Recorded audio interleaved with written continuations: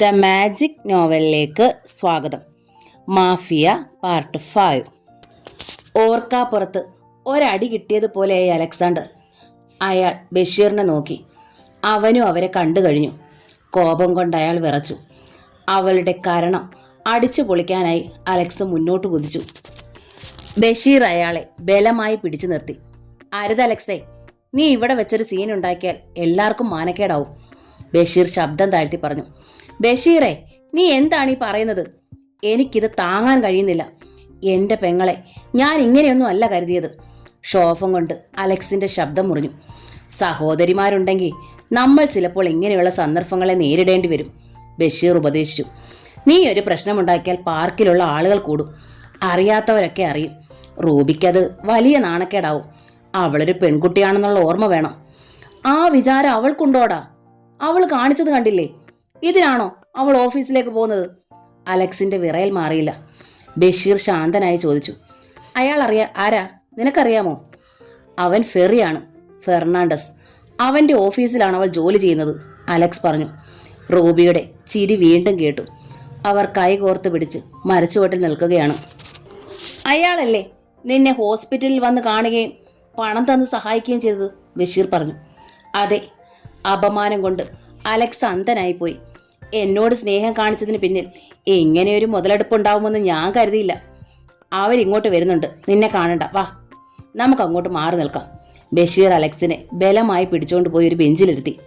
Ruby ഫെറിയോട് എന്തൊക്കെയോ പറഞ്ഞ് ചിരിച്ചുകൊണ്ട് അവരുടെ പിന്നിലൂടെ കടന്നുപോയി.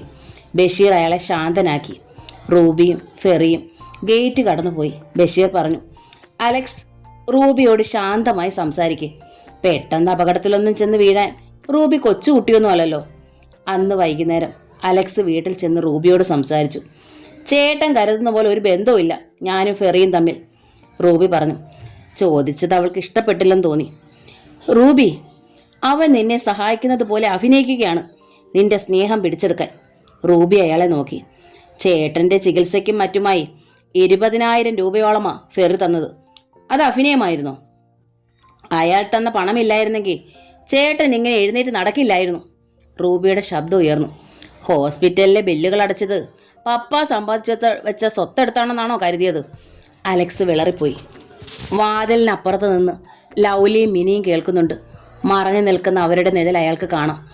അകത്തെ കട്ടിലിൽ കിടന്ന് അമ്മ ഇത് കേൾക്കുന്നുണ്ട്. പപ്പ മരിച്ചതിന് ശേഷം ഈ കുടുംബം കഴിയുന്നത് എങ്ങനെയാണെന്ന് ചേട്ടൻ ആലോചിച്ചിട്ടുണ്ടോ?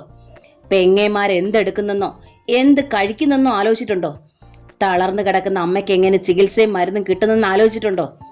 അവളുടെ കരണത്തൊന്ന് പൊട്ടിക്കാൻ കൈ വീശിയെങ്കിലും അലക്സ് നിയന്ത്രിച്ചു. അതിന് നീ? അലക്സിന്റെ വാക്കുകൾ അഗ്നിയായി. അതേ രോഷത്തോടെ റൂബി പറഞ്ഞു. എന്നെ വിറ്റിട്ടൊന്നുമല്ല.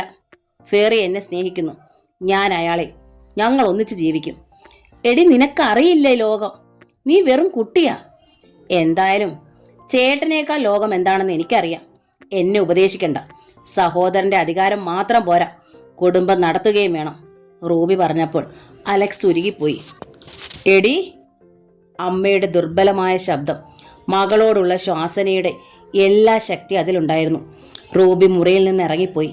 ലൗലിയും മിനിയും അവളെ തന്നെ നോക്കി നിൽക്കുകയായിരുന്നു.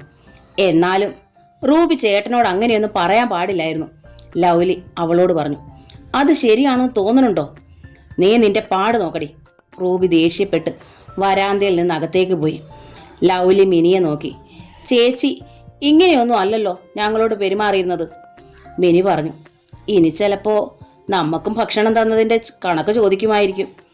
അലക്സ് അവിടേക്ക് വന്നു. ചേട്ടനെ കണ്ടപ്പോൾ മിനിക്ക് വിഷമം തോന്നി. അയാൾ അവളുടെ തലയിൽ കൈവച്ച് ആശ്വസിപ്പിച്ചു. സാരമില്ല, ചേച്ചി വിഷമം കൊണ്ട് പറഞ്ഞതാ. ഈ കുടുംബത്തിന്റെ ഭാരം മുഴുവൻ ചുമക്കുന്നത് അവളല്ലേ. അതിന്റെ വിഷമം നമുക്കറിയില്ലല്ലോ. ചേട്ടൻ അങ്ങനെ പറഞ്ഞെങ്കിലും ആ വിഷമം അവൾക്ക് മനസ്സിലായി. മിനി ചേട്ടനെ കെട്ടിപ്പിടിച്ചു. അവളുടെ കണ്ണുകൾ നിറഞ്ഞിരുന്നു. ലൗലി പെയിന്റ് പൊളിഞ്ഞ ഭിത്തിയിൽ ചാരി നിന്നു. അലക്സ് അമ്മയുടെ കട്ടിലിനടുത്ത് വന്നിരുന്നു. മോനെ, കൊടുക്കാൻ മേലായിരുന്നു അവൾക്കിട്ടൊന്ന്, അമ്മ വിഷമിച്ച് ചോദിച്ചു. എഴുന്നേൽക്കാൻ പറ്റുമായിരുന്നെങ്കിൽ ഞാൻ. സാരമില്ലമ്മേ, അവൾ കുട്ടിയല്ലേ. 4 കാശ് കിട്ടിയപ്പോൾ അവൾക്ക് നെകളം തുടങ്ങി. മോൻ ഇവരെയൊക്കെ വരച്ച വരയിൽ നിർത്തണം, അല്ലെങ്കിൽ തൻ്റെടികളാവും. ആരോടാ അവൾക്ക് സ്നേഹം? എന്താ അവൻ്റെ ഉദ്ദേശം? അമ്മ ക്ഷീണിച്ച സ്വരത്തിൽ ചോദിച്ചു. ഞാൻ അയാളോട് സംസാരിക്കാം അമ്മേ, അലക്സ് പറഞ്ഞു. മറ്റൊരു ദിവസം അനിതയോട് അയാൾ എല്ലാം പറഞ്ഞു. അവൾക്ക് വിഷമം തോന്നി. അവൾ എൻ്റെ മുഖത്തടിക്കും മട്ടിലാണ് സംസാരിച്ചത്. തിരിച്ചടിക്കാൻ കൈ ഓങ്ങിയതാ, പക്ഷെ തളർന്നുപോയി. ഞാൻ എങ്ങനെ അവളെ തല്ലും? അത്ര എനിക്കിഷ്ടമാ എൻ്റെ പെങ്ങന്മാരെ. അവർക്ക് എന്തെങ്കിലും സംഭവിച്ചാൽ ഞാൻ സഹിക്കില്ല. പക്ഷേ അവൾ അത് മനസ്സിലാക്കുന്നില്ലല്ലോ എന്നാണ് എൻ്റെ വിഷമം, അലക്സ് പറഞ്ഞു. ഞാൻ റോബിയെ കണ്ട് സംസാരിക്കാം, അനിത ആശ്വസിപ്പിച്ചു. ഫെറിയെ കണ്ട് സംസാരിക്കണം. അവൻ്റെ ഉദ്ദേശം എന്താണെന്നറിയണം. ഓഫീസിൽ ചെന്നാൽ റൂബി അവിടെ കാണും. മറ്റെവിടെയെങ്കിലും അയാളെ കണ്ടുമുട്ടാൻ വേണ്ടി ഒരാഴ്ചയായി ഞാൻ നടക്കുന്നു. അയാളുടെ വീട്ടിൽ ചെല്ലാൻ പാടില്ലേ? അവിടെ മറ്റാളുകൾ ഉണ്ടാവില്ലേ അനിതേ? അവരെന്തെങ്കിലും ചോദിച്ചാൽ ഞാൻ എന്തു പറയും? അലക്സ് എഴുന്നേറ്റു. അനിത അയാളോടൊപ്പം നടന്നു. റൂബി ഓഫീസ് വിട്ട് വന്നപ്പോൾ അനിത കാത്തു നിന്ന് കണ്ടു. അവർ ഐസ്ക്രീം പാർലറിൽ ചെന്നിരുന്ന് സംസാരിച്ചു. ഗ്രേസി ആൻറ്റി റൂബിയെ കണ്ട് സംസാരിക്കുകയും അവർക്ക് ഐസ്ക്രീം കൊണ്ടുവന്ന് കൊടുക്കുകയും ചെയ്തു. റൂബി അനിതയെ ഗ്രേസി ആൻറ്റിക്ക് പരിചയപ്പെടുത്തി. റൂബിക്ക് ഇവിടെ നല്ല പരിചയമുണ്ടെന്ന് അനിതയ്ക്ക് മനസ്സിലായി. ഫെറിക്ക് നിന്നോട് സ്നേഹമുണ്ടോ റൂബി? അനിത ചോദിച്ചു. ഉണ്ട്. അയാൾ നിനക്ക് അത്ര വിശ്വാസമാണെന്നോ? അതെ. സ്നേഹം തൂക്കി കാണിക്കാനൊന്നും പറ്റില്ല, റൂബി പറഞ്ഞു. അനിതയ്ക്ക് എൻ്റെ ചേട്ടനോടുള്ള സ്നേഹം എത്രയാണെന്ന് മറ്റൊരാളെ കാണിക്കാൻ പറ്റുമോ? അനിതയ്ക്ക് ഉത്തരം മുട്ടി. റൂബി പറഞ്ഞു. ഞങ്ങളുടെ കല്യാണം ഉടനെ നടക്കും. ഫെറി എനിക്ക് വാക്ക് തന്നിട്ടുണ്ട്. കല്യാണം കഴിക്കാതിരിക്കാൻ ഫെറിക്ക് പറ്റില്ല. അതെന്താ? അവൾ റൂബി ഉറ്റുനോക്കി. റൂബിയുടെ മുഖത്ത് ശോണിമ പരന്നു. ഫെറിയുടെ മോൻ എൻ്റെ കൂടെയുണ്ട്. അനിതയുടെ ഞെട്ടൽ അവൾ കണ്ടു. നീ അബദ്ധമാണല്ലോ മോളെ കാണിച്ചത്, അനിത പരിഭ്രാന്തിയോടെ പറഞ്ഞു.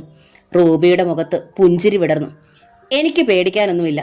He loves me. He can't love without me. Anitha ഇത് ആരോടും പറയണ്ട. ഞങ്ങളുടെ വിവാഹം കഴിഞ്ഞു മതി. എന്നാ റൂബി വിവാഹം? ഉടനെ ഉണ്ട്. ദിവസം തീർച്ചയാക്കിയിട്ടില്ല, റൂബി പറഞ്ഞു. സംഭ്രമം കൊണ്ട് അനിതയ്ക്ക് വിറയ്ക്കുന്നുണ്ടായിരുന്നു. റൂബിയുടെ വിശ്വാസം ശരിയായിരിക്കാം.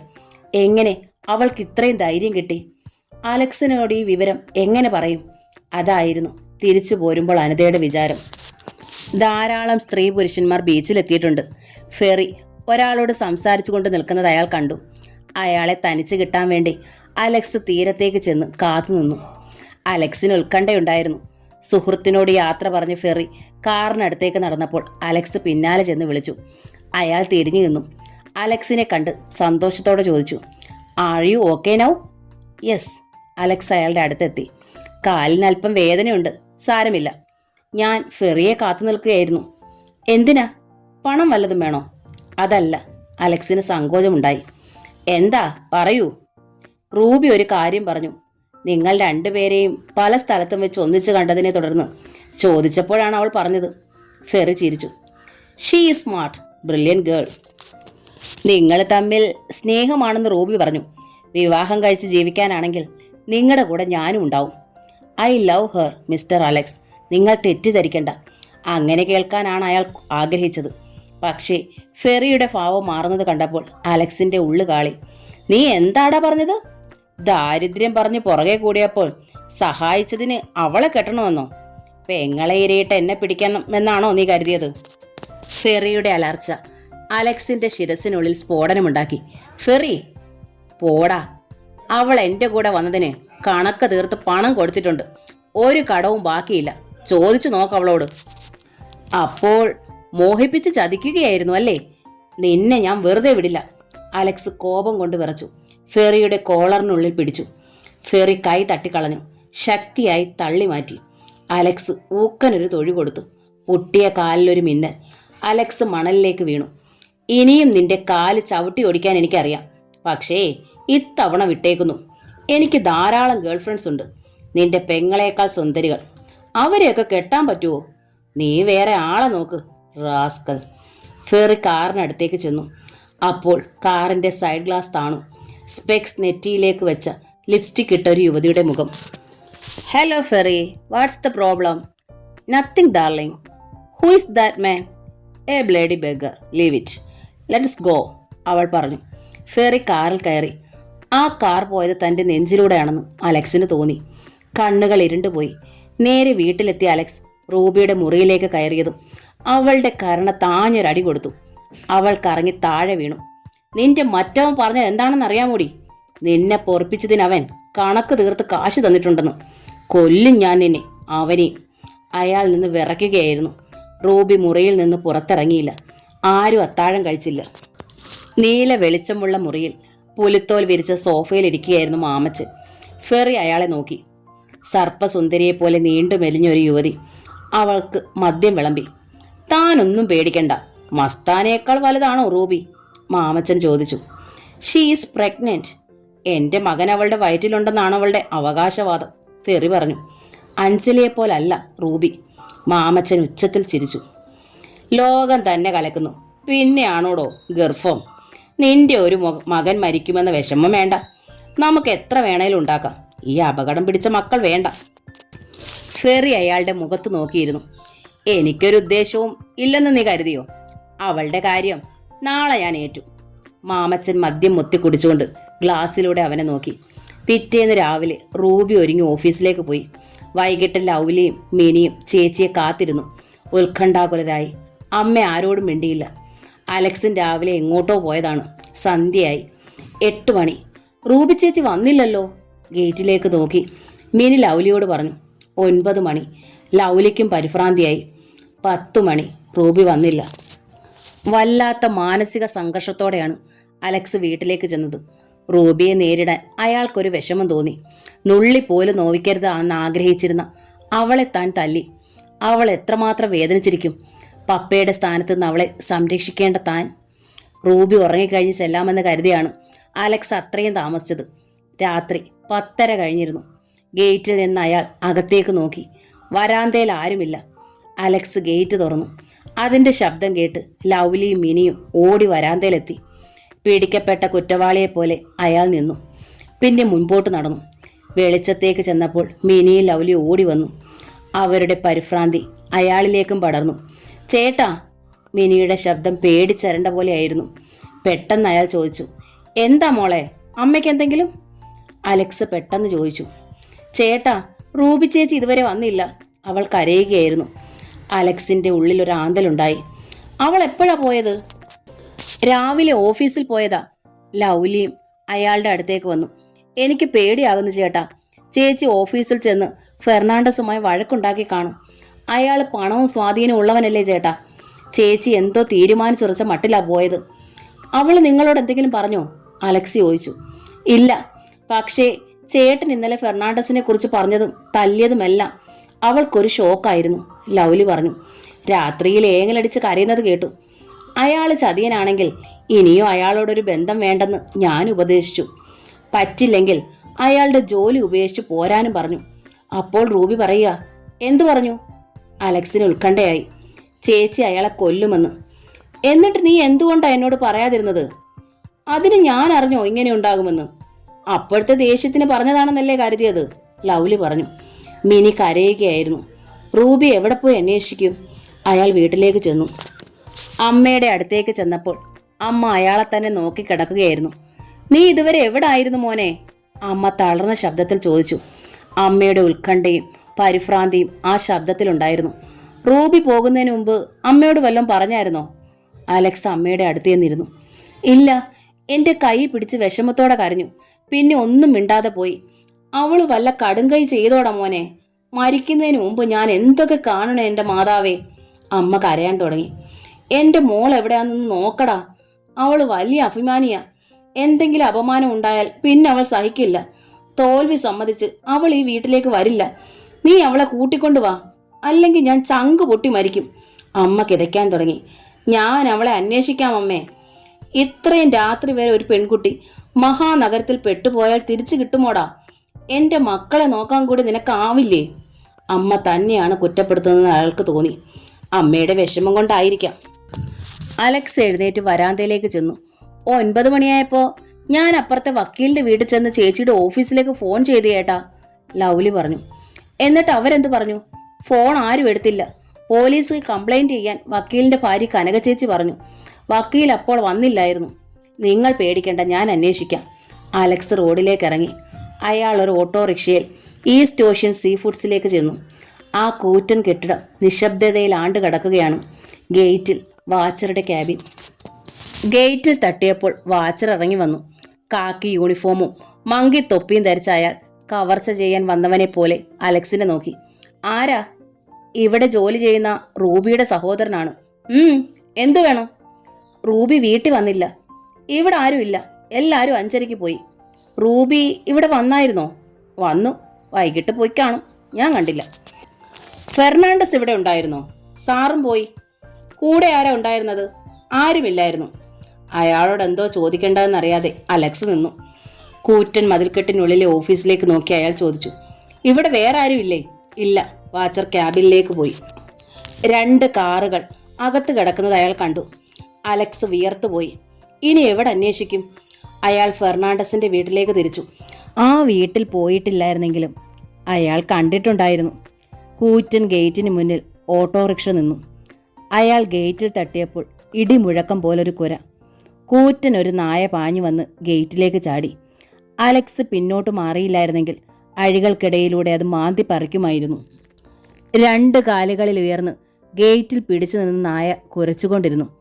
പോർച്ചിൽ ഫെർണാണ്ടസിന്റെ ഹ്യൂണ്ടേ കാർ കിടക്കുന്നുണ്ടായിരുന്നു. കൈസർ? നായ അടങ്ങി. പൂമുഖത്ത് നിൽക്കുന്ന ഫെർണാണ്ടസിനെ അലക്സ് കണ്ടു. അയാൾ ഒരു ജോലിക്കാരനെ വിളിച്ച് നിർദ്ദേശം കൊടുത്തു. ഗേറ്റിനടുത്ത് വന്ന് അൽസേഷ്യന്റെ മുഖമുള്ള വേലക്കാരൻ അലക്സിനെ നോക്കി. ഞാൻ ഫെർണാണ്ടസിനെ കാണാൻ വന്നതാ, അലക്സ് പറഞ്ഞു. എന്താ കാര്യം? അത് നിന്നോട് പറയാനാണെങ്കിൽ ഞാൻ അയാളെ കാണണോടാ. അലക്സിന് ദേഷ്യം വന്നു. വേലക്കാരൻ അയാളെ ഒന്ന് നോക്കിയ ശേഷം തിരിച്ചു ചെന്ന് ഫെർണാണ്ടസിനോട് സംസാരിച്ചു. ഫെറി തന്നെ കണ്ടുവന്ന് അലക്സിന് മനസ്സിലായി. വേലക്കാരൻ നായയെ പിടിച്ച് കൂട്ടിലടച്ചിട്ട് ഗേറ്റ് തുറന്നു. അലക്സ് അകത്തേക്ക് ചെന്നു. ഫെർണാണ്ടസ് സിഗരറ്റ് പുകച്ചുകൊണ്ട് അയാളെ നോക്കി. പൈജാമയും കുർത്തയുമാണ് ഫെറി ധരിച്ചിരുന്നത്. മദ്യത്തിന്റെ ഗന്ധം അലക്സിന് കെട്ടി. വാതിലിനടുത്ത് ഫെറിയുടെ ജ്യേഷ്ഠനെ പോലെ തോന്നിക്കുന്ന ഒരാൾ ചുരുട്ട് പുകച്ചുകൊണ്ട് നിൽക്കുന്നു. അയാൾ ചുമലിലൊരു നീള ഷോളിട്ടിരുന്നു. അകത്ത് മധ്യവയസ്കയായ കൊഴുത്തു തടിച്ചൊരു സ്ത്രീയും അലക്സിനെ നോക്കുന്നുണ്ടായിരുന്നു. റൂബി ഓഫീസിൽ നിന്ന് വന്നിട്ടില്ല, മുഖവുര കൂടാതെ അലക്സ് പറഞ്ഞു. എവിടെ പോയി? ഓഫീസ് വിട്ട് റൂബി പോയതാണല്ലോ, ഫെർണാണ്ടസ് തെല്ല അമ്പരപ്പോടെ ചോദിച്ചു. നിങ്ങൾക്കങ്ങനെ പറഞ്ഞ് ഒഴിഞ്ഞു മാറാനൊന്നും കഴിയില്ല. നിങ്ങളുടെ ഓഫീസിൽ നിന്നാണ് അവളെ കാണാതായത്. എടോ, അവൾക്ക് പലരുമായി ബന്ധമുണ്ട്. കുറേ പണവും സമ്പാദിച്ച് നാളെ എങ്ങാനും എത്തും. താൻ വിഷമിക്കണ്ട, ഫെർണാണ്ടസ് പറഞ്ഞു. അനാവശ്യം പറഞ്ഞാലുണ്ടല്ലോ, നിന്റെ കരണക്കുറ്റി ഞാൻ അടിച്ചു പോയിക്കും. അലക്സ് മുന്നോട്ടാഞ്ഞു. ഫെർണാണ്ടസിന്റെ ഭാവം മാറി. നിനക്ക് അത്യാവശ്യമില്ലായിരിക്കും, പക്ഷേ അവൾക്കത് ആവശ്യമാണെങ്കിലോ? അവളെ നിനക്കല്ലേ അറിയാൻ പാടില്ലാത്തത്? എനിക്കറിയാം അവൾ എന്താണെന്ന്. അയാൾ പറഞ്ഞ് അവസാനിപ്പിക്കുന്നതിന് മുൻപ് അലക്സ് കോളറിനുള്ളിൽ കയറിൽ പിടിച്ചു. സിഗരറ്റ് തീപ്പൊരി ചിതറി ഫെർണാണ്ടസിന്റെ കയ്യിൽ വീണു പൊള്ളി. അയാൾ അലക്സിന്റെ കൈ ശക്തിയായി തട്ടിക്കളഞ്ഞു. എടാ, ഇവിടെ വന്ന് ഗുണ്ടായിസം കാണിച്ചാൽ നീ ജീവനോടെ പോകില്ല.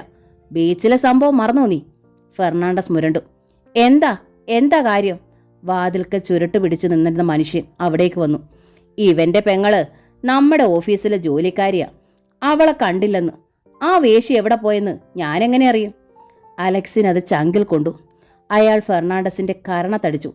അയാളുടെ കണ്ണുകളിൽ തീപ്പൊരി പറന്നു. കൊല്ലും ഞാൻ നിന്നെ. നിന്റെ അമ്മയും പെങ്ങേമാരുവാ വേശികൾ. അവരെ വിറ്റായിരിക്കും നീ ഇതൊക്കെ ഉണ്ടാക്കിയത്. ഞാൻ അങ്ങനെയല്ലടാ. അലക്സ് വീണ്ടും അയാളെ അടിച്ചു. നിനക്കറിയാം അവൾ എവിടെയാണെന്ന്. അലക്സിന്റെ അടി ഫെർണാണ്ടസ് തടുത്തു. ഉന്തും തള്ളും മൽപ്പിടുത്തവുമായി. എടാ, കൈസറെ അഴിച്ചുവിട്, ഫെർണാണ്ടസിന്റെ ജ്യേഷ്ഠൻ വേലക്കാരനോട് നിർദ്ദേശിച്ചുകൊണ്ട് അവരുടെ ഇടയിൽ കയറി അലക്സിനെ പിടിച്ചു മാറ്റിക്കൊണ്ടലറി. എടാ തെണ്ടി, നിന്റെ പെങ്ങൾ ഇവിടെയില്ല. നീ പോയി പോലീസിൽ പരാതിപ്പെടു. പോലീസ് അവളെ കണ്ടുപിടിക്കും. നായയുടെ കുര കേട്ടു. പെട്ടെന്ന് ആ കൂറ്റൻ ജന്തു ചാടി വീണു. അലക്സ് ഫെർണാണ്ടസിന്റെ ജ്യേഷ്ഠനെ പിടിച്ചു കൊണ്ട് ഒഴിഞ്ഞു മാറി. നായ തിരിഞ്ഞു വീണ്ടും ചാടി വീണു. അലക്സ് ആ മനുഷ്യന്റെ ചുമലിൽ കിടന്ന ഷാൾ വലിച്ചെടുത്ത് വീശി അതിന്റെ തലയും കഴുത്തും മൂടി. ഒരു നിമിഷം കൊണ്ട് ചുറ്റിക്കെട്ടി ഉയർത്തി കറക്കി. ഫെർണാണ്ടസ് അടിയേറ്റ് പിന്നോട്ട് വേച്ചു. അയാൾ അതിനെ പോർച്ചിലെ തൂണിൽ ആഞ്ഞടിച്ചു. നായ മൂങ്ങി. 3 പ്രാവശ്യം അടിച്ച ശേഷം അയാൾ കറക്കി എറിഞ്ഞു. പൂമുഖത്തെ കസേരകൾക്കിടയിൽ വീണ നായ പിടച്ചു. അകത്തു നിന്ന് സ്ത്രീ ഓടി വന്നു. അയ്യോ, എൻ്റെ കൈസർ! എടാ ദുഷ്ടാ! ആ സ്ത്രീ നായയെ നോക്കി നിലവിളിച്ചു. പോലീസിനെ വിളിക്ക്. പകച്ചു നിന്ന ഫെർണാണ്ടസിനെയും സഹോദരനെ നോക്കി അലക്സ് കിതച്ചുകൊണ്ട് മുരണ്ടു.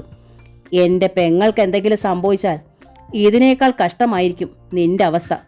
അവൾക്കൊരു പോറൽ പോലും ഏൽക്കരുത്. ഞാൻ തിരിച്ചു ചെല്ലുമ്പോൾ അവൾ വീട്ടിലുണ്ടാകണം. മനസ്സിലായോ നിനക്ക്? അടിക്കടാ അവനെ. ഫെർണാണ്ടസിന്റെ സഹോദരൻ വേലക്കാരനോട് കൽപ്പിച്ചു. മുന്നോട്ട് വന്ന ആ തടിയന്റെ നേരെ അലക്സ് വിരൽ ചൂണ്ടി. തൊട്ടുപോകരുത്. ആ നായേക്കാൾ എളുപ്പമാ എനിക്ക് നിന്നെ കൊല്ലാൻ. വേലക്കാരൻ പകച്ചു നിന്നു. അലക്സ് ഓട്ടോറിക്ഷയിൽ വന്നു കയറി. സാറേ, വഴക്കുണ്ടാക്കാനാണെങ്കിൽ എന്നെ ഇവിടെ വിട്ടേരെ, ഡ്രൈവർ പറഞ്ഞു. കൊലപാതകത്തിന് സാക്ഷി പറയാൻ എനിക്ക് വയ്യ. താൻ സർക്കിൾ ഓഫീസിലേക്ക് വണ്ടി വിടറോ? അലക്സിന്റെ ശബ്ദം കേട്ടപ്പോൾ അയാൾക്ക് അനുസരിക്കാതിരിക്കാൻ കഴിഞ്ഞില്ല. ഫെർണാണ്ടസ് വർദ്ധിച്ച പകയോടെ ഓട്ടോറിക്ഷ പോകുന്നത് നോക്കി നിന്നു. അവനെ അങ്ങനെ വിടരുതായിരുന്നു. ഇപ്പോഴവൻ ജയിച്ചില്ലേ? ജ്യേഷ്ഠൻ ചോദിച്ചു. ഫെർണാണ്ടസ് മറുപടിയൊന്നും പറയാതെ അകത്തേക്ക് നടന്നു. അയാൾ മുറിയിൽ കയറി വാതിലടച്ചിട്ട് ഫോൺ എടുത്ത് ഡയൽ ചെയ്തു. മണി അടിച്ചുകൊണ്ടിരുന്നു. അല്പം കഴിഞ്ഞപ്പോൾ ശബ്ദം കേട്ടു. മാമച്ചനാ. അലക്സ് അവളെ അന്വേഷിച്ച് നടക്കുക. ഇവിടെ വന്ന് വാച്ചറോട് ചോദിച്ചിട്ട് പോയി. നീ എങ്ങനെ അറിഞ്ഞു? മാമച്ചൻ ചോദിച്ചു. ഇവിടെ വന്നു. എൻ്റെ നായയെ കൊന്നു. പെങ്ങളെ കാണാത്തതിന് പട്ടിയെ പിടിച്ചിട്ട് എന്താ കാര്യം? മാമച്ചൻ ചിരിച്ചു. ഫെർണാണ്ടസ് സംഭവം പറഞ്ഞു. മാമച്ചൻ ചിരിച്ചു. Very good. അവൻ ഇങ്ങനെ പിടിച്ച് നടക്കുന്നത് എനിക്ക് കാണണം. എൻ്റെ എത്ര ലക്ഷം രൂപയുടെ സ്പിരിറ്റാ അവൻ്റെ അപ്പൻ നശിപ്പിച്ചതെന്നറിയാമോ? ഇവിടെ ഇപ്പോൾ ജോണിൻ്റെ മകൾ സ്പിരിറ്റ് കുടിച്ചുകൊണ്ടിരിക്കുക. ഞങ്ങൾ അവളെ സ്പിരിറ്റിൽ കുളിപ്പിച്ച സുന്ദരി. ഹഹഹ. ഫെർണാണ്ടസ് പകച്ചു നിന്നു. നീ ഇങ്ങോട്ട് വാ ഫെറി. അവൻ തല്ലിയ ക്ഷീണം മാറണ്ടേ? ഇവൾ അമൃതാടാ. ഇത് കുടിച്ചാ മരിച്ചവനും ജീവിക്കും. മാമച്ചൻ സെല്ലുലാർ ഫോണുമായി അടുത്ത മുറിയിലേക്ക് ചെന്നു. അവിടെ സ്പിരിറ്റ് കത്തുന്നത് പോലെയുള്ള നിലാവെളിച്ചമായിരുന്നു. ബെഡിൽ ഒരു താമര തണ്ടുപോലെ റൂബി കിടക്കുന്നു. അവളുടെ ദേഹത്ത് നേർത്ത നെറ്റുപോലൊരു പുടവ. ബാബു സാർ പേജറിൽ വന്ന മെസ്സേജ് നോക്കുന്നു. അയാൾ ഷോർട്സ് മാത്രം ധരിച്ച് കസേരയിൽ ഇരിക്കുകയായിരുന്നു. റൂബി ഒന്ന് ഞരങ്ങി. അവൾ എഴുന്നേറ്റിരുന്ന് ദേഹത്ത് നിന്ന് വീണുപോയ പുടവയെടുത്ത് മറച്ചുകൊണ്ട് മാമച്ചനെ നോക്കി. ഞാൻ പറഞ്ഞില്ലേ ബാബു സാറേ, ഇവൾക്ക് നല്ല സ്റ്റാമിനയാണെന്നും. കണ്ടോ, അരമണിക്കൂറിനുള്ളിൽ എഴുന്നേറ്റത്. മാമച്ചൻ പരിഹസിച്ചിരിച്ചുകൊണ്ട് ബെഡിനടുത്തേക്ക് വന്നു ഫോൺ താഴെ വെച്ചു. എന്നെ തൊടരുത്, ഉപദ്രവിക്കരുത് പ്ലീസ്, അവൾ ദയനീയമായി കെഞ്ചി. ഇപ്പോൾ ഉപദ്രവമല്ലേടി, പീഡനം. മാമച്ചൻ ചിരിച്ചു. പക്ഷേ ഞങ്ങളത് ചെയ്യില്ല. അയാൾ അവളെ പിടിച്ചു. അവൾ അയാളെ അടിച്ചുകൊണ്ട് ചാടി എഴുന്നേൽക്കാൻ ശ്രമിച്ചു. പക്ഷേ ആ ചെറുത്തുനിൽപ്പ് ദുർബലമായിരുന്നു. മാമച്ചൻ അവളുടെ കയ്യിൽ പിടിച്ചു. ഒരു കൈകൊണ്ട് മുതുകിൽ തടവി. ഞങ്ങൾ നിന്നെ തടവി ഒരു തടവുകാരിയാക്കും. നാളെ നീ നഗരത്തിലെ ഏറ്റവും വലിയ തടവുകാരിയാവും. പെട്ടെന്ന് അയാൾ ആ നെറ്റ് പുടവ വലിച്ചു മാറ്റി. റൂബിയുടെ പരിഭ്രാന്തി കണ്ട് മാമച്ചൻ ഒച്ചത്തിൽ ചിരിച്ചു. പേജർ വെച്ചിട്ട് ബാബു സാർ താഴി തടവിക്കൊണ്ട് അവളെ കണ്ണിമയ്ക്കാതെ നോക്കി എഴുന്നേറ്റു. പാതിരാത്രിക്ക് അലക്സ് ചെന്ന് വിളിച്ചപ്പോൾ അമ്പരപ്പോടെയാണ് രാജമ്മയുടെ വീട്ടുകാർ എഴുന്നേറ്റത്. എന്താ അലക്സേ? രാജമ്മ അഴിഞ്ഞു കിടന്ന തലമുടി കെട്ടിവെച്ചുകൊണ്ട് ചോദിച്ചു. നൈറ്റിയാണവൾ ധരിച്ചിരുന്നത്. കണ്ണുകളിൽ ഉറക്കച്ചവിടിലും ഉത്കണ്ഠ. അലക്സ് വിവരം പറഞ്ഞു. റൂബിയും ഫെറിയും തമ്മിൽ എന്തോ പ്രശ്നമുണ്ടെന്ന് എനിക്കും തോന്നി. പകൽ മിക്കവാറും അവൾ ഫെർണാണ്ടസിന്റെ ക്യാബിനിലായിരുന്നു. സീറ്റിൽ വന്നിരുന്നപ്പോഴൊക്കെ ദേഷ്യത്തിലായിരുന്നു, രാജമ്മ പറഞ്ഞു. ഞാൻ ചോദിച്ചിട്ടൊന്നും പറഞ്ഞില്ല. നിങ്ങൾ ഒന്നിച്ചാണോ പോകുന്നത്? അലക്സ് തിരക്കി. ഞാൻ ഓഫീസിൽ നിന്ന് ഇറങ്ങുമ്പോൾ റൂബി അവിടെ ഇരിക്കുകയായിരുന്നു. ഫെറി അപ്പോഴവിടെ ഇല്ലായിരുന്നു. ഫെർണാണ്ടസ് ഉടനെ വരുമെന്നും വന്നിട്ടേ പോകുന്നുള്ളൂ എന്നും പറഞ്ഞു. പക്ഷേ അപ്പോഴവൾ ഹാപ്പി ആയിരുന്നു. അപ്പോൾ ഫെർണാണ്ടസും റൂബിയും ഒന്നിച്ചായിരിക്കും എവിടെങ്കിലും പോയിരിക്കുക അല്ലേ? അങ്ങനെ ആവാം. പക്ഷേ ഫെർണാണ്ടസ് വീട്ടിലുണ്ടെന്നല്ലേ അലക്സ് പറഞ്ഞത്? അതെ. പിന്നെ അവൾ എവിടെ പോയെന്നാണ് എനിക്കറിയാത്തത്. ആ വാച്ചർ എന്നോട് പറഞ്ഞതെല്ലാം കള്ളമാണ്. ഫെറിയും റൂബിയും ക്യാബിനിൽ സംസാരിച്ചു കൊണ്ടിരിക്കുമ്പോൾ അവിടെ മാമച്ചൻ വന്നായിരുന്നു. ഫെറിയേയും കൊണ്ടാ മാമച്ചൻ പുറത്തു പോയത്. ചിലപ്പോൾ അയാളോട് അന്വേഷിച്ചാൽ എന്തെങ്കിലും അറിയാൻ കഴിയും, രാജമ്മ പറഞ്ഞു. മാമച്ചൻ എന്ന് കേട്ടതും അലക്സിന് ഞെട്ടലുണ്ടായി. മാമച്ചൻ എന്താ അവിടെ ഇടപാട്? മാമച്ചൻ ഫെർണാണ്ടസിന്റെ പാർട്ട്ണറാണ്. റൂബിക്കറിയാമോ ഇക്കാര്യം? പിന്നെ അറിയാതെയോ? അവളല്ലേ ഫെർണാണ്ടസിന്റെ പേഴ്സണൽ അസിസ്റ്റന്റ്. മൈ ഗോഡ്, ഞാൻ അന്നേ റൂബിയോട് പറഞ്ഞതാ ഫെറിയെ സൂക്ഷിക്കണമെന്ന്. പക്ഷേ അവൾ മനസ്സിലാക്കിയോന്നറിയില്ല, രാജമ്മ പറഞ്ഞു. രാജമ്മേ, ഇവിടെ ഫോണുണ്ടോ? ഉണ്ടല്ലോ, വിളിക്കണോ? രാജമ്മയുടെ സഹോദരൻ ഫോൺ കാണിച്ചു കൊടുത്തു. അലക്സ് അനിതയുടെ നമ്പർ ഡയൽ ചെയ്തു. മണിയടിച്ച് അല്പം കഴിഞ്ഞപ്പോൾ അനിതയുടെ ശബ്ദം കേട്ടു. അനിത ഇതുവരെ ഉറങ്ങിയില്ലേ? ഞാനൊരു ഫീച്ചർ പ്രിപ്പയർ ചെയ്യുകയായിരുന്നു, ഉറക്കം വന്നില്ല. എന്താ അലക്സേ? മാമച്ചൻ അവിടെയുണ്ടോ? ഇല്ലല്ലോ. എന്താ കാര്യം? അയാളെന്താ ഇതുവരെ വരാത്തത്? ഇപ്പോൾ വീട്ടിൽ വല്ലപ്പോഴേ വരുന്നുള്ളൂ. ഞാൻ കണ്ടിട്ട് തന്നെ കുറേ ദിവസങ്ങളായി. ചേട്ടനെ പറ്റി പലതും ഞാൻ കേൾക്കുന്നുണ്ട്. കള്ളക്കടത്തുമായി ബന്ധപ്പെട്ട മാമച്ചായൻ എന്താണെന്നതിനെപ്പറ്റി ഞാൻ ഇൻവെസ്റ്റിഗേഷൻ നടത്തണമെന്നാ തോന്നുന്നത്. അലക്സ് വിളിച്ച കാര്യം പറഞ്ഞില്ല. റൂബിയെ കാണാനില്ല അനിതേ. അവളുടെ ഞെട്ടൽ അയാൾ കേട്ടു. She's missing. Yes, my god. അനിതയുടെ ശബ്ദം കരച്ചിൽ പോലെയായിരുന്നു. അലക്സ് ഫോൺ വെച്ചപ്പോൾ രാജമ്മ പറഞ്ഞു, അലക്സേ, ഫെറി അറിയാതെ റൂബി ഒരിടത്തും പോകില്ല. അലക്സ് ആ വഴിക്ക് അന്വേഷിച്ചാൽ മതി. അലക്സ് ഫെർണാണ്ടസിന്റെ വീട്ടിലെത്തി. ഗേറ്റിൽ വെച്ച് തന്നെ അയാളുടെ കാർ പോർച്ചിലില്ലെന്ന് മനസ്സിലായി. വേലക്കാരൻ ഗേറ്റിനടുത്ത് നിൽക്കുന്നുണ്ടായിരുന്നു. എവിടെയാടാ നിന്റെ മുതലാളി? അലക്സ് ചോദിച്ചു. കാറും എടുത്തു പോയി, ജോലിക്കാരൻ പറഞ്ഞു. എവിടേക്കാടാ? എനിക്കറിയില്ല. അയാളോട് സംസാരിച്ചിട്ട് കാര്യമില്ലെന്ന് അലക്സിന് തോന്നി. ഫെറിയോട് പറഞ്ഞേരെ, ഞാൻ അവന് വെറുതെ വിടില്ലെന്ന്. അലക്സ് തിരിച്ചു വന്നു ഓട്ടോറിക്ഷയിൽ കയറി. ഇനി താൻ എവിടെ അന്വേഷിക്കും? ഫെറി രാത്രിയിൽ എവിടേക്കായിരിക്കും പോയിരിക്കുക? സർക്കിൾ ഇൻസ്പെക്ടർ ശശിധരന് താൻ പരാതി കൊടുത്തിട്ടുണ്ട്. അദ്ദേഹം അന്വേഷിക്കാമെന്ന് ഏറ്റിട്ടുണ്ട്. പപ്പയുടെ കേസിൽ തന്നെ സഹായിക്കാൻ സന്നദ്ധത കാണിച്ച ആളാണ് ശശിധരൻ. പക്ഷേ അദ്ദേഹത്തിന് കുറ്റവാളികളെ അറസ്റ്റ് ചെയ്യാൻ കഴിഞ്ഞിട്ടില്ല. റൂബി ഒരുപക്ഷെ വീട്ടിലെത്തിയിരിക്കുമോ? അലക്സ് വീട്ടിലേക്ക് തിരിച്ചു. ലൗലിയും മിനിയും ഉറക്കമിളച്ച് വരാന്തയിൽ തന്നെ കാത്തിരിക്കുകയായിരുന്നു. ചേട്ടാ, റൂബി ചേച്ചിയെ കണ്ടില്ലേ? ലൗലി ചോദിച്ചു. ഇല്ല മോളെ, റൂബി ഓഫീസിൽ നിന്ന് പോന്നു. പക്ഷെ എവിടെ പോയെന്ന് ആർക്കും അറിയില്ല. പോലീസ് അന്വേഷിക്കുന്നുണ്ട്. ലൗലിയും മിനിയും വിഷമത്തോടെ പരസ്പരം നോക്കി. ചേച്ചിയെ പിന്നെ എങ്ങനെ കണ്ടുപിടിക്കും ചേട്ടാ? മിനി കരയാൻ തുടങ്ങി. ഞാൻ ഇനി അന്വേഷിക്കാൻ ഒരിടവുമില്ല. അമ്മ ഉറങ്ങിയോ ലൗലി? ലൗലി മറുപടി പറയും മുമ്പ് അമ്മയുടെ ദുർബലമായ വിളി കേട്ടു. മോനെ. അലക്സ് അമ്മയുടെ അടുത്ത് ചെന്നു. റൂബി എന്തിയേ മോനെ? അലക്സ് ബലമായി അമ്മയുടെ കയ്യിൽ പിടിച്ചതല്ലാതെ മറുപടി പറഞ്ഞില്ല. ഇനി അവളെ നമുക്ക് കിട്ടുമോ? അമ്മയുടെ ശബ്ദം കരച്ചിൽ പോലെയായിരുന്നു. പപ്പ മരിച്ചതുപോലെ അവളും. അമ്മേ. അലക്സിന്റെ കണ്ണുകൾ നിറഞ്ഞു. അമ്മ കണ്ണടച്ചു കിടന്നു. അലക്സിന് യാതൊരു സമാധാനവുമായില്ല. അയാളുടെ ഉള്ളിൽ ലാവ തിളയ്ക്കുന്നത് പോലെ വിയർക്കാൻ തുടങ്ങി. പെട്ടെന്ന് ഫോൺ ശബ്ദിച്ചു. അലക്സ് വേഗം ചെന്ന് ഫോൺ എടുത്തു. ഹലോ, റൂബിയാണോ? അയാളുടെ ശ്വാസം നെഞ്ചിൽ തടഞ്ഞു. അലക്സേ. അനിതയുടെ ശബ്ദം. റൂബിയെ കണ്ടു കിട്ടിയില്ലേ? അലക്സ് മറുപടി പറഞ്ഞില്ല. മാമച്ചായനെ ഞാൻ അന്വേഷിച്ചു. അച്ചായനും ബാബുസാറും കൂടി എവിടെയോ പോയതാണെന്ന് അച്ചായന്റെ ഓഫീസിൽ നിന്ന് ഞാൻ അറിഞ്ഞു. ഉയരമുള്ള താടി വെച്ച ആളാ ബാബുസാർ. ഒരിക്കൽ ഞാൻ കണ്ടിട്ടുണ്ട്. കൂടുതൽ വിവരങ്ങളൊന്നും അറിയില്ല. റൂബി മിസ്സായതിന് ഉത്തരവാദി ഫെറി തന്നെയാ, അതിന് സംശയമില്ല. ഫെറി വീട്ടിൽ നിന്ന് എവിടേക്കോ പോയി. എവിടെയാണെന്ന് എനിക്കറിയില്ല.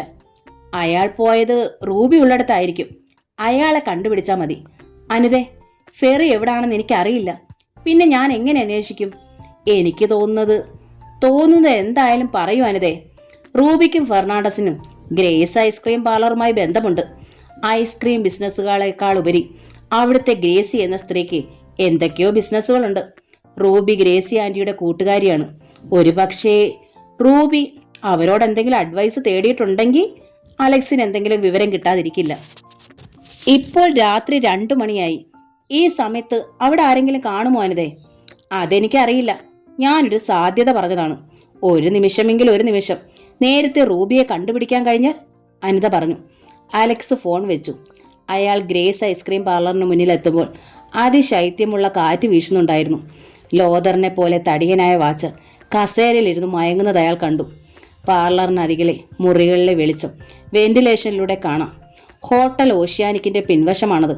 ഹോട്ടലിലെ ചില മുറികളിൽ മാത്രം നീർത്ത വെളിച്ചം. അലക്സ് പാർലറിന് ചുറ്റും നടന്നു. അകത്താരോ സംസാരിക്കുന്നുണ്ട്. അയാൾ കാതോർത്തു. വാതിലിനോട് ചേർന്ന് നിന്നു. അപ്പോൾ അയാളുടെ സമീപത്തെ ജനൽ തുറന്നു ആരോ പുറത്തേക്ക് തുപ്പി. പുറത്തേക്ക് വീണ വെളിച്ചത്തിൽ ചോര പോലെ മുറുക്കാൻ തുപ്പൽ. ജനലടയ്ക്കാൻ തുടങ്ങിയപ്പോൾ അലക്സ് വിരൽ വെച്ചു. വാതിൽ ചേർന്നടഞ്ഞില്ല. അകത്തുനിന്ന് സംസാരം കേട്ടു. ഫെറി, താൻ അബദ്ധമൊന്നും കാണിക്കരുത്. വേറെ എന്തെങ്കിലും രീതിയിൽ പ്രശ്നം പരിഹരിക്കാൻ നോക്ക്. മാമച്ചൻ ഭ്രാന്തനാ, അറിയില്ലേ നിങ്ങൾക്ക്? അലക്സ് വാതിൽ അല്പം തുറന്ന് സെല്ലുലോർ ഫോണിൽ സംസാരിച്ചു കൊണ്ടിരുന്ന ഗ്രേസി അയാൾ കണ്ടു. പെട്ടെന്ന് ജനലിനടുത്ത് നിന്ന ആൾ ജനൽപ്പാളി തുറന്നു. അലക്സിന്റെ മുഖത്ത് വെളിച്ചം വീണു. അവർ അലക്സിനെ കണ്ടു. അലക്സ് അയാളെ. അബ്കാരി കോൺട്രാക്ടർ രവീന്ദ്രൻ. ഗ്രേസി തന്നെ തിരിച്ചറിഞ്ഞെന്ന് അലക്സിന് മനസ്സിലായി. അവൾ ഫോൺ ഓഫ് ചെയ്തു. ആരാ? രവീന്ദ്രൻ ചോദിച്ചു. അലക്സ് വാതിലിനടുത്തേക്ക് ചെന്നു. ഒറ്റ ചവിട്ടിന് വാതിൽ തുറന്നു. അലക്സ് മുറിയിലേക്ക് വന്നപ്പോൾ അന്ന് CI ജോൺ മുറിയിലേക്ക് വന്നതാണ് ഗ്രേസിയുടെ മനസ്സിൽ തെളിഞ്ഞത്. എന്താ നിങ്ങൾക്ക് വേണ്ടത്? ഗ്രേസി ചോദിച്ചു. Ferry, that devil. എടി? അലക്സ് പല്ല് ഞെരിച്ചു. നീ ഫോൺ ചെയ്തത് അവനോടാണ്. എവിടെയാണവൻ? അലക്സ് ഗ്രേസിയുടെ അടുത്തേക്ക് ചെന്നു. എന്താടാ അക്രമം കാണിക്കുന്നത്? രവീന്ദ്രൻ അലക്സിനെ ആക്രമിക്കാനായി വന്നു. അലക്സ് അയാളെ അടിച്ചു. ഉന്തും തള്ളുമായി. ഗ്രേസി ഫോൺ ചെയ്തു. ഹലോ. ഒരു വെട്ട് അവളുടെ പിൻകഴുത്തിൽ. ഗ്രേസി ഭിത്തിയിൽ ചാരി നിന്നു. പിന്നെ ബെഡിലേക്ക് വീണു. തറയിൽ വീണ സെല്ലുലോർ ഫോൺ അലക്സ് ഒറ്റ ചവിട്ടിന് ഞെരിച്ചു കളഞ്ഞു. പിന്നെ അതെടുത്ത് ജനാലയിലൂടെ കായലിലേക്ക് എറിഞ്ഞു. രവീന്ദ്രൻ ഒരു കസേരയെടുത്ത് അലക്സിനെ അടിച്ചു. ആ മരക്കസേര ഇളകിപ്പോയി. അലക്സ് അത് പിടിച്ചു വാങ്ങി തിരിച്ചടിച്ചു. രവീന്ദ്രൻ കസേരയിലേക്ക് വീണു. അലക്സ് അയാളുടെ തല പിടിച്ചു മേശ വലിപ്പിനകത്താക്കി അടച്ചു. രവീന്ദ്രൻ നിലവിളിച്ചു. പറയടാ, ഫെറി എവിടെയാണ്? അയാളുടെ ഓഫീസിലുണ്ട്. മാമച്ചൻ എവിടാ? അയാളും അവിടെയുണ്ട്. എൻ്റെ പെങ്ങൾ അവിടെയുണ്ടോ? അലക്സ് പിന്നോക്കം ഒരു അനക്കം കണ്ടു. ജനലിൻ്റെ അടുത്ത് തടിയൻ വാച്ചർ. രവീന്ദ്രൻ്റെ തലയ്ക്ക് ഒരടി കൂടി കൊടുത്തിട്ട് അലക്സ് പുറത്തേക്കൂടി. പെട്ടെന്ന് വാച്ചർ വാതിലടഞ്ഞു നിന്നു. അലക്സ് അവൻ്റെ കണ്ണിൽ തറപ്പിച്ച് നോക്കിക്കൊണ്ട് നെഞ്ചിൽ പിടിച്ച് തള്ളി മാറ്റി. തടിയൻ അമ്പരന്ന് നിൽക്കുമ്പോൾ അലക്സ് ഇരുട്ടിലേക്ക് ഊളിയിട്ടു. ഈസ്റ്റ് ഓഷ്യൻ സീ ഫുഡ്സിന്റെ ഗേറ്റ് അടഞ്ഞു കിടക്കുകയായിരുന്നു. വലിയ കെട്ടിടങ്ങൾ നിശബ്ദതയിൽ മുങ്ങി നിൽക്കുന്നു. ചക്രവാളത്തിൽ പുലരി വിടരാൻ തുടങ്ങിയിരിക്കുന്നു. തലേ ദിവസം കണ്ട കാറുകൾ അലക്സ് കണ്ടു. കൂടെ ഫെർണാണ്ടസിന്റെ കാറുണ്ട്. വാച്ചർ ക്യാബിനിൽ നിന്ന് ഇറങ്ങി വന്നു. അലക്സ് അഴികൾക്കിടയിലൂടെ കൈയിട്ട് ഓടാമ്പലെടുത്ത് ഗേറ്റ് തള്ളി തുറന്ന് അകത്ത് കയറി. സാർ ഇവിടെ ഇല്ല, താൻ പോ. വാച്ചർ അയാളെ തള്ളി ഗേറ്റിന് വെളിയിലാക്കാൻ ശ്രമിച്ചു. അയാളില്ലാതെ കാർ എങ്ങനെയാടാ ഇവിടെ വന്നത്? അലക്സ് അവനെ തള്ളിക്കൊണ്ട് ചോദിച്ചു. ഉന്തും തള്ളും.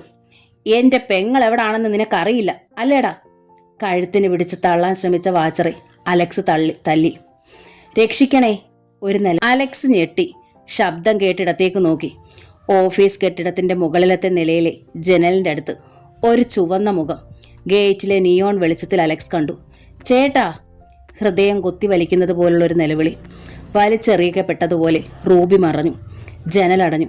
പിന്നിൽ നിന്ന് പിടിക്കാൻ തുടങ്ങിയ വാച്ചറുടെ നേരെ അലക്സ് തിരിഞ്ഞു. മുഖത്തുകൂടി വിയർപ്പൊഴുകി. രണ്ട് കൈകൊണ്ടും ഇരു കരണങ്ങളും പൊത്തി ഒരടി. വാച്ചറുടെ കണ്ണുകൾ പിന്നോട്ട് മറിഞ്ഞു. ഒറ്റ ചവിട്ട്. അയാൾ സെക്യൂരിറ്റി ക്യാബിനകത്തേക്ക് തെറിച്ചു വീണു. അലക്സ് വാതിലടച്ച് കുറ്റിയിട്ടു. അയാൾ വാതിക്കലേക്ക് ചെന്നു. ഒറ്റ ചവിട്ടിന് കുറ്റികളിളകി വാതിൽ തുറന്നു. മുറിയിൽ ഇരുട്ടായിരുന്നു. അയാൾ സ്വിച്ച് ഇട്ടു. ലൈറ്റുകൾ തെളിഞ്ഞു. അകത്തു മുകളിൽ എവിടെയോ ഉള്ള ലൈറ്റിന്റെ നേർത്ത വെളിച്ചം. കൊടുങ്കാറ്റ് പോലെ അലക്സ് മുകളിലേക്കുള്ള സ്റ്റെയർകേസുകൾ കയറി. താൻ കണ്ട മുറിയെ ലക്ഷ്യമാക്കി അയാൾ കുതിച്ചു. ഒരു വാതിലിന് മുന്നിലെത്തി അലക്സ് നിന്നു. കെട്ടിടത്തിൽ ഒരിടത്തും അനക്കമില്ല. അലക്സ് വാതിൽ തുറന്ന് വേഗം അകത്തേക്ക് ചെന്നു. നീല വെളിച്ചമുള്ള മുറി. അലക്സ് മറ്റു സ്വിച്ചുകൾ ഇട്ടു. ട്യൂബുകൾ കത്തി. മദ്യത്തിൻ്റെയും സിഗരറ്റിൻ്റെയും ഗന്ധം നിറഞ്ഞു നിൽക്കുന്നു. മുറിക്ക് നടുവിലൊരു ബെഡ്. ബെഡിലും തറയിലും ചോര ഒഴുകി കിടക്കുന്നു. ചീന്തി എറിഞ്ഞതുപോലെ കിടന്ന വസ്ത്രഭാഗങ്ങൾ അലക്സ് കണ്ടു. അയാൾ അതെടുത്തു. റൂബി ഉടുത്തിരുന്നത്. ബെഡിൽ കിടന്ന ഒരു പേജർ ശബ്ദിക്കുന്നത് അയാൾ കണ്ടു. അതിൻ്റെ ഡയലിൽ അക്ഷരങ്ങൾ തെളിയുന്നു. അയാൾ പുറത്തേക്ക് ചെന്നു. അടുത്ത മുറികൾ തുറന്നു നോക്കി. റൂബി എവിടെയാണ്? ആ നിലയിലുള്ള എല്ലാ മുറികളും പരിശോധിച്ചപ്പോൾ അലക്സ് തളർന്നുപോയി. റൂബി!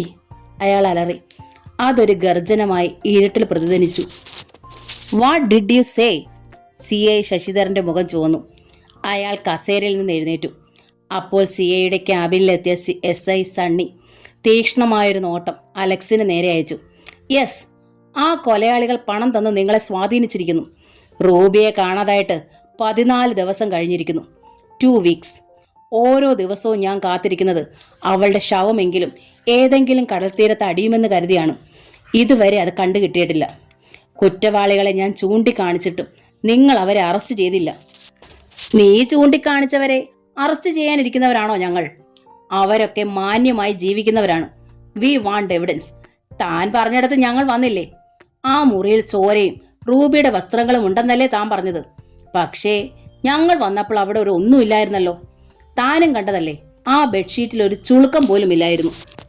അത് അവര് ക്ലീൻ ചെയ്തതാണ്. തെളിവുകളെല്ലാം നശിപ്പിച്ചു. അലക്സ് പറഞ്ഞു. താനല്ലേ പറഞ്ഞത് വാച്ചർക്കറിയാമെന്ന്? അങ്ങനെ ഒരു വാച്ചർ അന്ന് ഡ്യൂട്ടിയിലില്ലായിരുന്നു.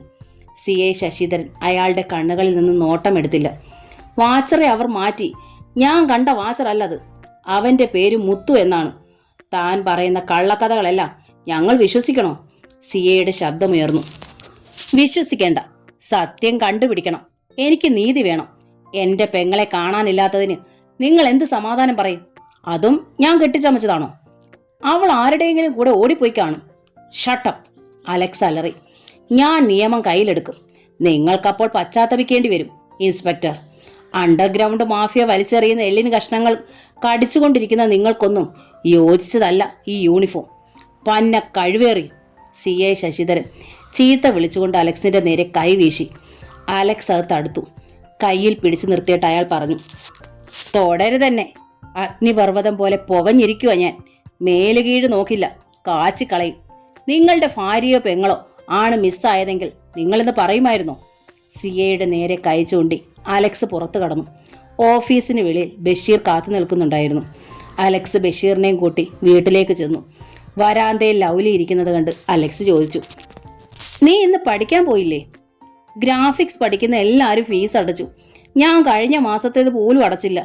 പോണില്ല ഞാനിനി, ലൗലി പറഞ്ഞു. അലക്സ് വിഷമത്തോടെ ബഷീറിനെ നോക്കി. പപ്പ പണം കടം മേടിച്ച മഹാദേവൻ വന്നിരുന്നു, ലൗലി പറഞ്ഞു. അയാൾ എന്തു പറഞ്ഞു? അയാൾക്ക് മുതലും പലിശയും കൂടി 80,000 രൂപ കൊടുക്കാനുണ്ടെന്ന്. 2 ആഴ്ചയ്ക്കുള്ളിൽ കൊടുത്തില്ലെങ്കിൽ വീട് ജപ്തി ചെയ്യുമെന്ന്. അയാളുടെ നോട്ടം ഒന്ന് കാണണം. കൊത്തി പറിക്കുന്നത് പോലെ. ചാകാൻ തോന്നി എനിക്ക്. എന്തിനാ ഇങ്ങനെ ജീവിച്ചിരിക്കണത്? ലൗലി പറഞ്ഞു. തന്നോടുള്ള അമർഷമെല്ലാം അതിലുണ്ടെന്ന് അലക്സിന് തോന്നി. അയാൾ മുറിയിൽ വന്ന് കസേരയിലിരുന്നു. കടക്കാരെല്ലാം ജപ്തി നടത്തിയാൽ ഞങ്ങൾ പെരുവഴിയിലാവും, അയാൾ വിഷമത്തോടെ പറഞ്ഞു. അലക്സേ, വേണ്ടത് പണമാണ്, പിന്നെ തിരിച്ചടിക്കാനുള്ള പിൻബലവും, ബഷീർ പറഞ്ഞു. നീ തയ്യാറാണെങ്കിൽ പണമുണ്ടാക്കാനുള്ള വഴി ഞാൻ പറഞ്ഞു തരാം. എന്താടാ? സ്മഗ്ലിംഗ്, വ്യാജമദ്യം, ലഹരി മരുന്നു. അലക്സ് ബഷീറിനെ രൂക്ഷമായി നോക്കി. CI ജോണിന്റെ മകനാ ഞാൻ, ഡോക്ടർ. ജീവൻ രക്ഷിക്കാനല്ലാതെ നശിപ്പിക്കാൻ ഞാൻ പഠിച്ചിട്ടില്ല, ബഷീർ അതേ സ്വരത്തിൽ പ്രതികരിച്ചു.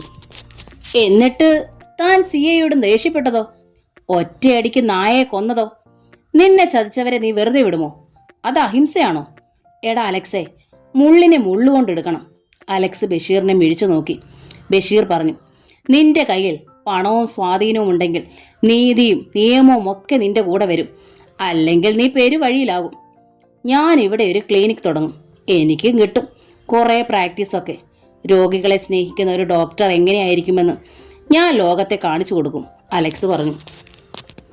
എടാ, എനിക്ക് നിന്നെ മനസ്സിലാകും. പക്ഷേ ഇത്രയും ചെയ്ത നിന്റെ ശത്രുക്കൾ വെറുതെ ഇരിക്കുമെന്ന് നീ കരുതുന്നുണ്ടോ? അവർ നിന്നെ തകർക്കാനുള്ള പുതിയ തന്ത്രങ്ങളുണ്ടാക്കും. പിന്നെ നിനക്ക് സമാധാനത്തോടെ രോഗികളെ ചികിത്സിക്കാൻ പറ്റുമോ? അവർ നിന്റെ ഒരു പേഷ്യന്റിനെ കൊന്നാലോ? നീ എന്ത് ചെയ്യും? ആരെങ്കിലും കാണുമോ നിന്റെ ഭാഗത്ത്? ബഷീർ ചോദിച്ചു. അപ്പുറത്തെ മുറിയിൽ നിന്ന് അമ്മയുടെ ദീനമായ ചുമ കേട്ടു. സ്വന്തം അമ്മയെ ചികിത്സിക്കാൻ പറ്റാത്ത നീ എങ്ങനെ നാട്ടുകാരെ ചികിത്സിക്കും? അലക്സിന്റെ മനസ്സ് പുകയാൻ തുടങ്ങി. വൈകിട്ട് അലക്സ് റൂബിയോടൊപ്പം ജോലി ചെയ്യുന്ന രാജമ്മയെ ചെന്ന് കണ്ടു. ചില കാര്യങ്ങൾ ചോദിച്ചറിഞ്ഞു. അവരോട് യാത്ര പറഞ്ഞ് തിരിച്ചു നടക്കുമ്പോൾ സിനിമാ തിയേറ്ററിൽ ആൾക്കൂട്ടം കണ്ടു. അലക്സ് അവരെ നോക്കി നിന്നു.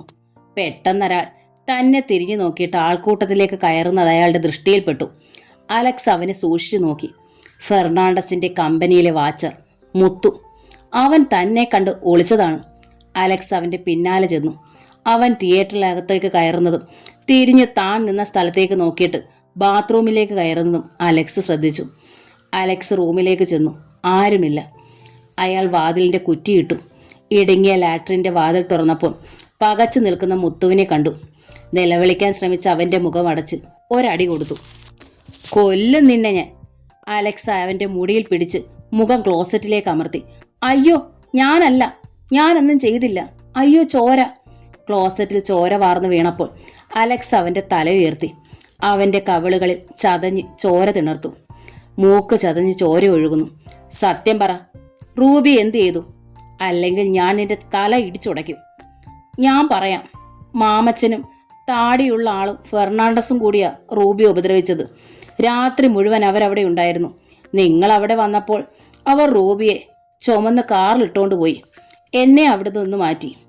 എന്നെ ഒളിപ്പിച്ചിരിക്കുകയായിരുന്നു. മറ്റൊന്നും എനിക്കറിയില്ല സാറേ. ഞാൻ പറയുന്നത് സത്യമാ. എൻ്റെ മക്കളാണ് സത്യം. റൂബി എന്ത് ചെയ്തു? എനിക്കറിയില്ല സാറേ. എവിടെയാണ് നിന്നെ ഒളിപ്പിച്ചത്?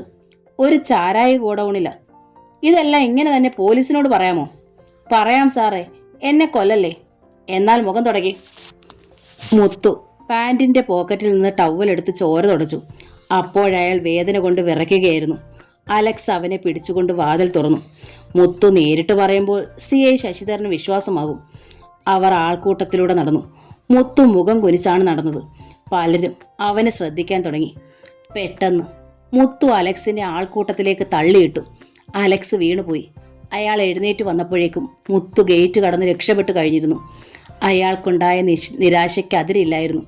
ഇനി തനിക്ക് അവനെ കിട്ടാൻ പോകുന്നില്ല. മാഫിയ എന്ന നോവലിൻ്റെ ഈ ഭാഗം ഇവിടെ പൂർണ്ണമാവുകയാണ്. അടുത്ത ഭാഗം ഉടൻ തന്നെ